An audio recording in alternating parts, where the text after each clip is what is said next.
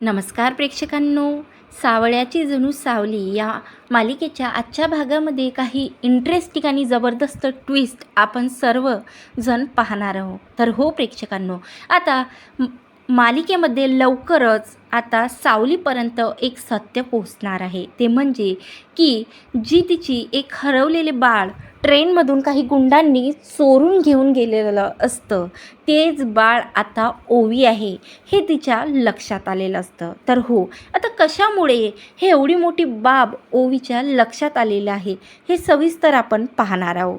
तर इकडे मात्र आता गुरुकुलमध्ये तो म्हणजे आता तो दिवस असतो ज्या दिवशी आता ओवी चोरीला गेलेली असते, गुंड तिला घेऊन गेलेले असतात. म्हणून इकडे मात्र आता सावली खूप नाराज असते. तेवढ्यातच तिथं जगन्नाथ येते आणि जगन्नाथ बोलते की काय झालं बाळा, आज तू का रडतेस? त्यावर आता इकडे मात्र सावली बोलते की बाबा, आज तो काळा दिवस आहे ज्या दिवशी माझी मुलगी माझ्यापासून दूर गेली. खरंच असा एकही दिवस गेला नाही की मी तिला आठवण केलेलं नाही आहे. खरंच कुठं असणार, कशी असणार आणि किती मोठी झाली असणार ना. खरंच बाबा, का देवानी अशी मला शिक्षा दिली ना हेच मला कळत नाही. तेव्हा जगन्नाथ बोलते की मला माहिती आहे ती जिथं कुठं असणार ना चांगलीच असणार. आता तू कसलीही काळजी करू नको. मला आठवते की ती लवकरच तुला मिळणार. विठू माऊली तिची आणि तुझी लवकरच भेट घडवून आणणार. असं अपसेट होऊन नाही चालणार.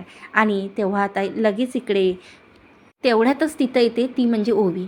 आणि ओवी बोलते की काय झालं अबीरची आई, तुम्ही अशा का रडताय? तुम्हाला कुणाची आठवण येत आहे का?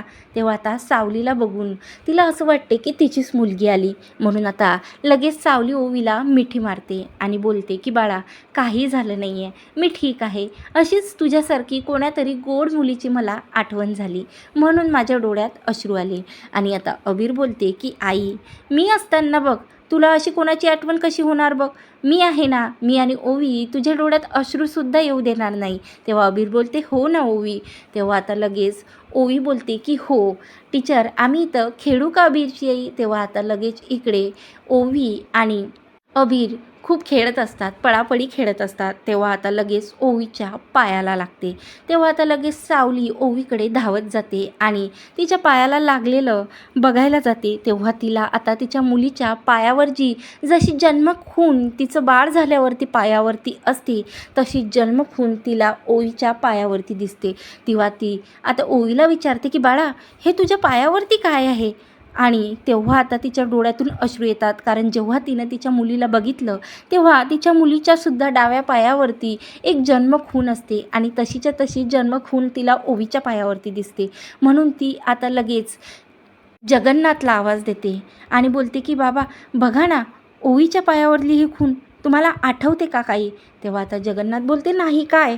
तेव्हा आता लगेच इकडे ओवीला बोलते की तू अबीरसोबत खेळ. आणि ती जन्मखुनीचा ओवीच्या पायावरील जन्मखुनीचा फोटो ती काढून ठेवते आपल्या मोबाईलमध्ये. आणि तिच्याकडे तिच्या मुलीचा सुद्धा एक लहानपणीचा आठवण म्हणून तिने एकच फोटो तिच्याकडे असते आणि तिच्या पायावर सुद्धा अशी सेम जन्मखून असते. ती सर्व काही दाखवते ते म्हणजे जगन्नाथला. पण जगन्नाथ काहीही बोलत नाही या विषयावरती. तेव्हा आता लगेच सावली बोलते की खरंच एवढं सारखं कोणी कसं असू शकते? त्याच पायावरती त्याच ठिकाणी अशीच जन्मखून दोघीच्या पायावरती कशी काय सेम असू शकते बाबा? सांगा ना. खरंच माझ्या मुलगी चोरण्याच्या मागे सारंगचा तर काही हात नसणार ना बाबा, सांगा ना. त्यावर आता ती लगेच सारंगला भेटण्यासाठी जाते आणि सारंगला आता विचारते की खरंच ओवी तुझीच मुलगी आहे का सारंग? तेव्हा आता सारंग काहीही बोलत नाही आणि बोलते थोडा वेळ शांत राहून म्हणते की तुझीच मुलगी आहे म्हणजे ओवी माझीच मुलगी आहे. आणि तू अशी का बोलतेस सावली? काय झालं? ती माझीच मुलगी आहे आणि असं कोणाच्या मुलगीला तुझीच मुलगी आहे का म्हणून असं काय बोलायचं? त्यावर आता सावली बोलते की ठीक आहे सारंग, मी लवकरच तुला सांगणार की मी तुला हा प्रश्न का केला. आता ती थोड्या वेळातच तिथून निघून जाते आणि विठू माऊलीच्या मंदिरात जाते आणि रडायला लागते की खरंच देवा, काय माझ्या प्रश्नाचं उत्तर आहे हे? मला काय समजतच नाही की माझ्यासोबत नेमकं काय होतं आहे.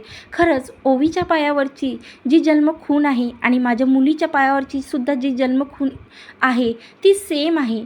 खरंच ओवीच माझी मुलगी आहे का?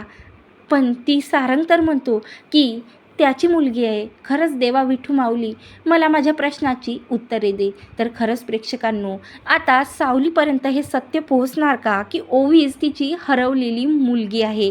खरंच आता सारंगपर्यंत सुद्धा एक सत्य लवकरच मालिकेमध्ये पोहोचणार आहे, ते म्हणजे की अबीर आणि ओवी ही त्याची आणि सावलीची मुलगी आहे. खरंच आता मालिकेमध्ये खूपच इंटरेस्टिंग ट्विस्ट लवकरच आपल्याला पाहायला मिळणार आहे.